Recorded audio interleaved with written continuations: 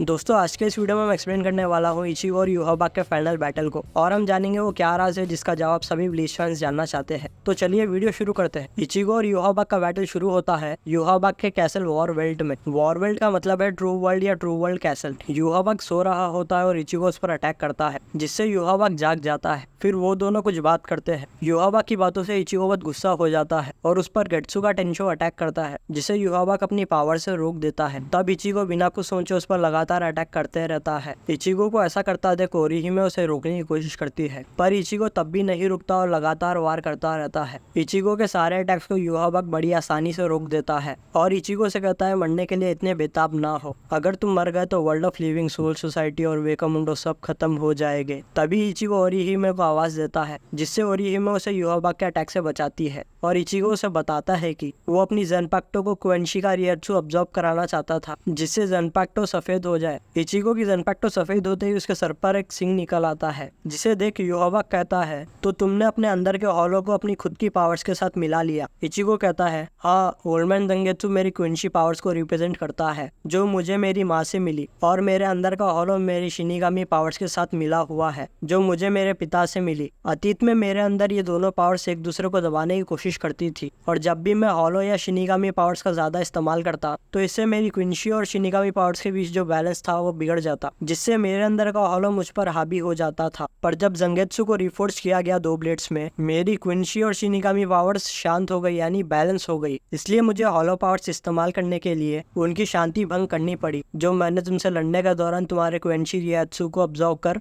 किया था। ये कहकर इचिगो युहाबाक पर अटैक कर देता है और इचिगो के अटैक्स अलग ही लेवल पर होते हैं। युहाबाक पर इचिगो गेट्सुगा टेंशो अटैक करता है, जिसका युहाबाक मजाक उड़ाता है कि ये मेरा कुछ नहीं कर सकता। पर जब उसे गेट्सुगा टेंशो से घाव होता है तब उसे समझ में आता है कि ये कोई आम गेट्सुगा टेंशो नहीं है। ये अटैक गेट्सुगा टेंशो और ग्रैंड सेरो से मिलकर बना है, जिसके बाद युहाबाक इचिगो को हल्के में लेना छोड़ अपनी ऑलमाइटी पावर को एक्टिवेट करता है, जिससे वो फ्यूचर देख सकता है और इचिगो के चारों ओर जाल बिछा देता है, जिसमें होता यह है कि जहां भी इचिगो अपना अगला कदम रखने वाला होता है वहां उस पर अटैक होता है। इचिगो नोटिस करता है कि उस पर किए गए सारे अटैक्स में से कुछ अटैक्स उसे हिट नहीं कर पाए, और इचिगो सोचता है अगर वो अपनी पूरी दम लगा दे तो फ्यूचर बदल सकता है, जिससे वो अटैक से बच जाए। युहाबाक कहता है तुम सही सोच रहे हो कि तुम फ्यूचर बदल सकते हो, पर तुम्हें लगता है फ्यूचर एक सीधी लकीर है जो पास्ट से ओरिजिनेट होती है, जो गलत है। सच्चाई तो यह है फ्यूचर रेत के दानों की तरह है जो प्रेजेंट के आसपास बिखरे होते हैं। मतलब कि प्रेजेंट का सिर्फ एक ही फ्यूचर नहीं होता, और मेरी पावर ऑलमाइटी मुझे वो सारे फ्यूचर्स दिखाती है, जिसकी मदद से मैं क्या होने वाला है देख सकता हूँ और उसके अनुसार अपना अगला कदम बढ़ाता हूँ। ये सुनकर इचिगो अपनी बनकाई एक्टिवेट करता है, पर बनकाई एक्टिवेट होते ही टेंसा जंगेत्सु टूट जाती है, जिसका टूटा हुआ हिस्सा युहाबाक के पास होता है। युहाबाक कहता है इतना हैरान होने की कोई आवश्यकता नहीं है, मैं बस तुम्हारी शक्तियों का सम्मान कर रहा हूँ। तुम्हारी नई टेंसा जंगेत्सु बहुत ही खतरनाक है,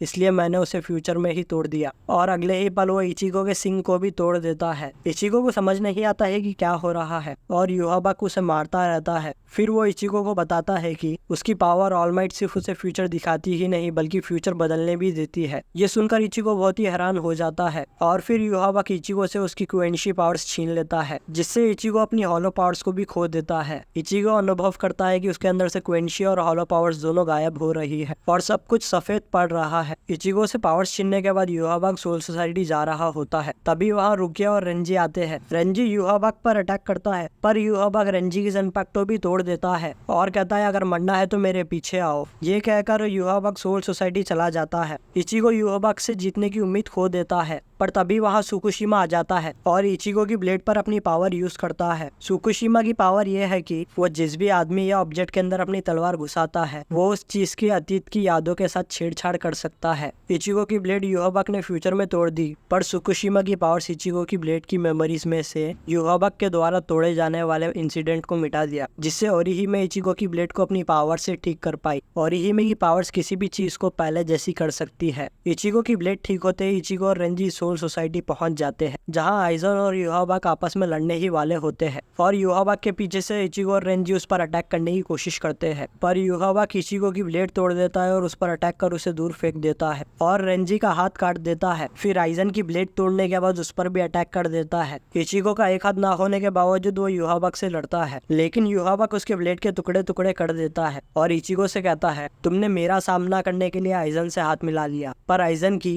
क्योकाक्सुइगेत्सो मुझे छल नहीं सकती। मैंने पहले जिसकी ब्लेड तोड़कर उसे दूर फेंका था वो इचिगो नहीं रेंजी था, और जिसका हाथ काटा था वो रेंजी नहीं इचिगो था। यह कहकर युहाबक इचिगो पर जानलेवा वार करता है, पर जिस पर उसने वार किया वो इचिगो नहीं आइजन होता है, जिसे देख युहाबक चौंक जाता है। तभी इचिगो युहाबक के पीछे से आकर उसे मार देता है और युहाबक के मरने के बाद आइजन और इचिगो कुछ बात कर रहे होते हैं और युहाबक आइजन पर अटैक कर देता है। फिर इचिगो को बताता है कि उसकी पावर ऑलमाइटी उसे वो फ्यूचर भी बदलने देती है जिसमें उसकी मौत लिखी हो। इतना कहकर वो इचिगो के साथ पूरी दुनिया को खत्म करने वाला ही होता है। ओरियो उस पर सिल्वर ऑफ स्टिलनेस से अटैक करता है, जो युहाबक से कुछ पल के लिए उसकी सारी पावर्स छीन लेता है और इचिगो युहाबक पर अपनी ब्लेड से अटैक करता है, जिसे युहाबक तोड़ने की कोशिश करता है, पर उस टूटी हुई ब्लेड से इचिगो की पुरानी ब्लेड जंगेत्सु निकलती है, जिससे इचिगो युहाबक को मार देता है। पर सोचने वाली बात यह है कि इचिगो के पास उसकी पुरानी ब्लेड जंगेत्सु आई कैसे, और इसका जवाब भी सारे ब्लीच फैंस जानना चाहते हैं, जिसके लिए मेरे पास दो थियरीज है। पहली है इचिगो की न्यू पावर। जब युहाबक ने इचिगो से क्विंची पावर्स वापस ले ली तो इचिगो ने कहा था सब सफेद पड़ रहा है, और ये सफेद ही इचिगो की न्यू पावर है, जो एक सफेद कैनवस की तरह है। ये पावर इचिगो को उसके कांटेक्ट में किसी भी इंसान की पावर को उसे इस्तेमाल करने देती है, और युहाबक की कई पावर्स में से एक पावर है क्विंची से पावर वापस लेना। तो जब युहाबक इचिगो के साथ पूरी दुनिया को खत्म करने वाला था, तब युहाबक और इचिगो एक दूसरे के कांटेक्ट में आए, और उस समय अनजाने में इचिगो ने अपनी न्यू पावर्स को इस्तेमाल किया, जिससे उसने युहाबक से अपनी क्विंची पावर्स वापस ली। और जब युहाबक ने इचिगो की न्यू ब्लेड को तोड़ा, उसमें से पुरानी ब्लेड जंगेत्सु निकली, जिससे इचिगो ने युहाबक को मार दिया। दूसरी थियरी ये है कि जब युहाबक को सिल्वर और स्टीलनेस लगा, तो हो सकता है जितने समय के लिए युहाबक पावरलेस था, उतने समय के लिए उन क्विंशीज को अपनी पावर वापस मिल गई, जिनसे युहाबक ने छीनी थी। तो ये था दोस्तों इचिगो और युहाबक का फाइनल बैटल। मुझे कमेंट्स में बताइए कि आपको क्या लगता है इचिगो की पुरानी ब्लेड वापस कैसे आई, और अगर आपके पास भी कोई थियरीज हो तो हमें कमेंट्स में बताइए। आशा करता हूँ आपको आज का वीडियो पसंद आया।